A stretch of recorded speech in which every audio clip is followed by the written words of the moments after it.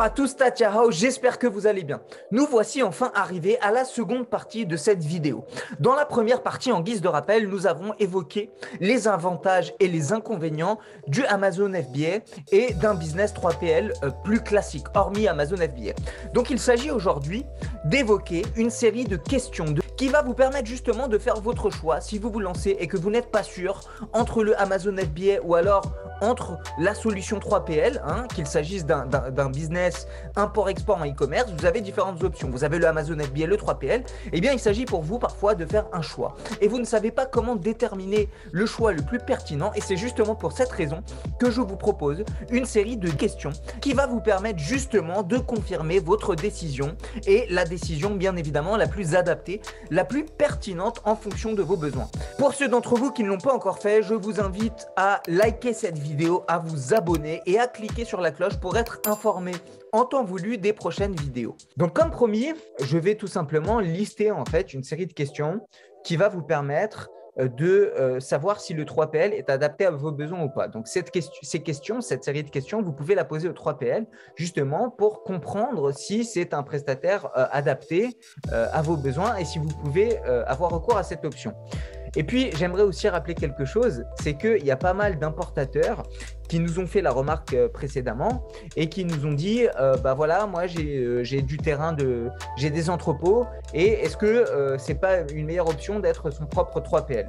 Alors moi, je vous arrête tout de suite, c'est pas parce que vous avez un bout de terrain ou des locaux qui sont vides que vous allez pouvoir faire un entrepôt 3PL et que surtout vous allez réussir en fait à vous en sortir et à traiter toutes les commandes de vos clients et que ça va constituer une option avantageuse pour vous. Je vous arrête tout de suite, c'est pas du tout le cas. Donc pour ceux qui misent sur les 3PL, au lieu de gérer ça par vous-même, eh bien je vais vous donner des conseils et donc comme promis, je vais vous proposer une série de questions qui va vous permettre de mieux faire votre choix. Ok? Donc la première question que vous devez poser, le cas échéant, est-ce que le 3PL fait face à une demande existante identique à la vôtre pour que vous puissiez justement bénéficier de tarifs corrects et puis aussi pour comprendre si le 3PL est compétent et adapté à votre business et à vos besoins logistiques.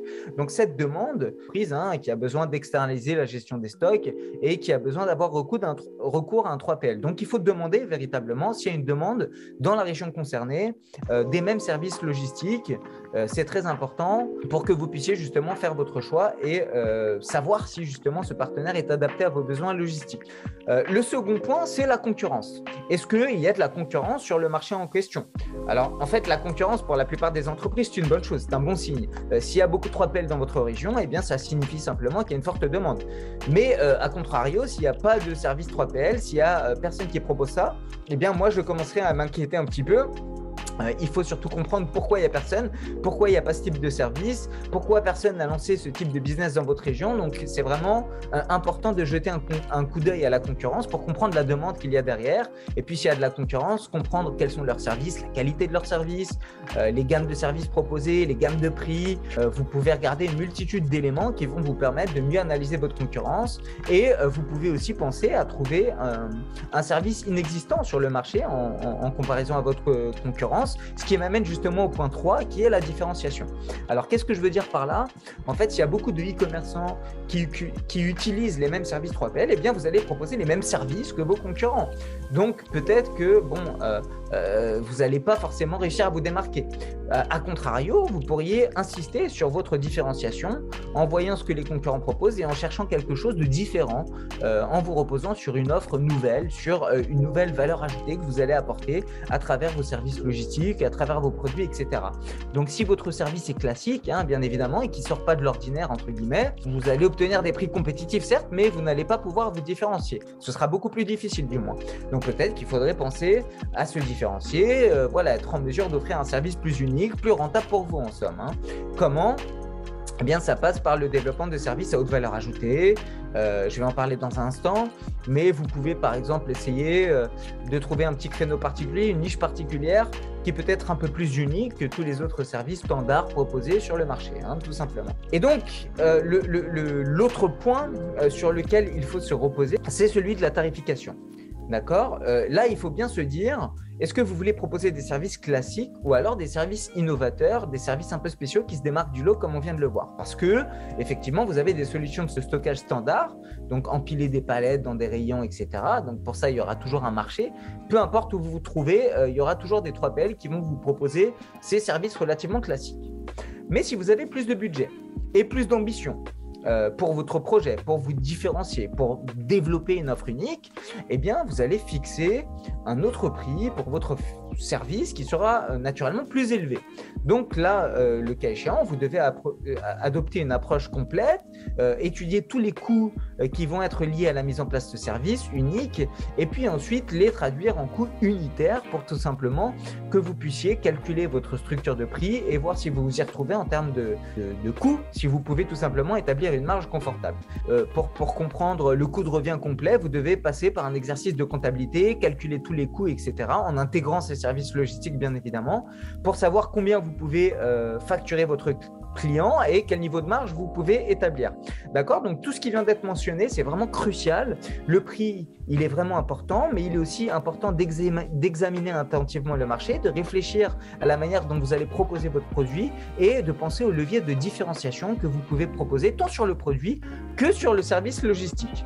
Et enfin, le dernier point que je souhaite mentionner concerne les services logistiques à valeur ajoutée. En fait, votre but, c'est vraiment essayer de vous différencier et proposer un service à haute valeur ajoutée pour mieux vous démarquer. Et par quoi ça passe?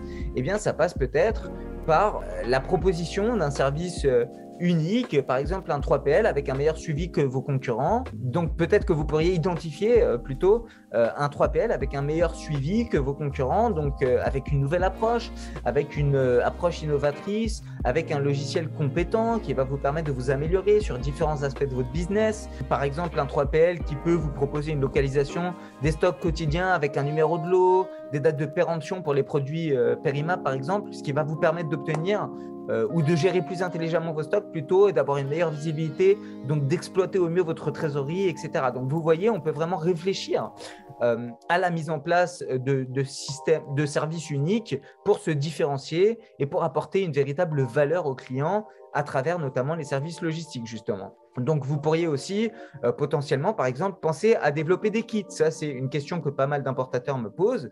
Si vous développez une gamme de produits et que vous proposez des kits, eh bien, vous pourriez tout à fait regrouper différentes marchandises de différents entrepôts pour en faire un lot et l'expédier à des clients. Donc, voilà, ça, c'est une idée qui me passe par la tête. Mais en gros, vous pouvez tout à fait personnaliser ces services logistiques avec un 3PL, ce qui va vous permettre de vous démarquer de la concurrence, tout simplement, et surtout d'établir plus de marge in fine. Donc, regardez bien la concurrence dans votre domaine, pensez à la demande que vous avez, au prix, au budget qui sera engagé, pensez de quelle manière vous allez rendre service aux clients, soyez un peu différent, pensez à vous démarquer et pensez bien évidemment à la valeur ajoutée que vous allez apporter en termes d'expérience client, c'est très important. Voilà, donc il n'y a pas de problème, vous pouvez proposer des services plus onéreux à travers un 3PL. Par contre, vous devez clairement faire ressentir que votre offre elle est unique, que vous avez un facteur de différenciation important en comparaison à la concurrence, ce qui pourra justifier un prix plus élevé et ce qui va vous permettre de générer des marges et ce qui va vous permettre aussi d'assumer les frais logistiques proposés par ce 3PL. Donc, on arrive à la fin de cette vidéo. J'espère que ça vous a plu, que vous avez une meilleure visibilité, une meilleure compréhension des avantages et des inconvénients du 3PL. Maintenant, vous pouvez faire votre choix. Vous avez toute une série de questions qui vous permettent de trouver le bon partenaire et savoir s'il est vraiment adapté à vos besoins. Je vais refaire une vidéo très prochainement sur les 3PL.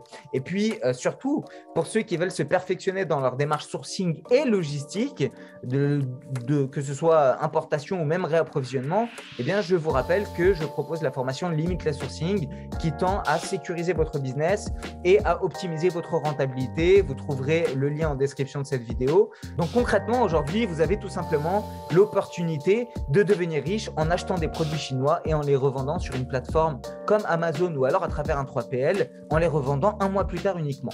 Donc, tout ça, bien évidemment, est traité beaucoup plus en profondeur dans cette formation où, encore une fois, vous trouverez le lien en description de cette vidéo. En tout cas, je vous remercie pour votre temps. Si vous avez aimé la thématique qui a été traitée aujourd'hui, n'hésitez pas à liker et à commenter pour que je refasse des vidéos de la même nature. En tout cas, je vous remercie pour votre fidélité comme d'habitude et je vous dis à très bientôt pour de prochaines vidéos. Ça y tienne!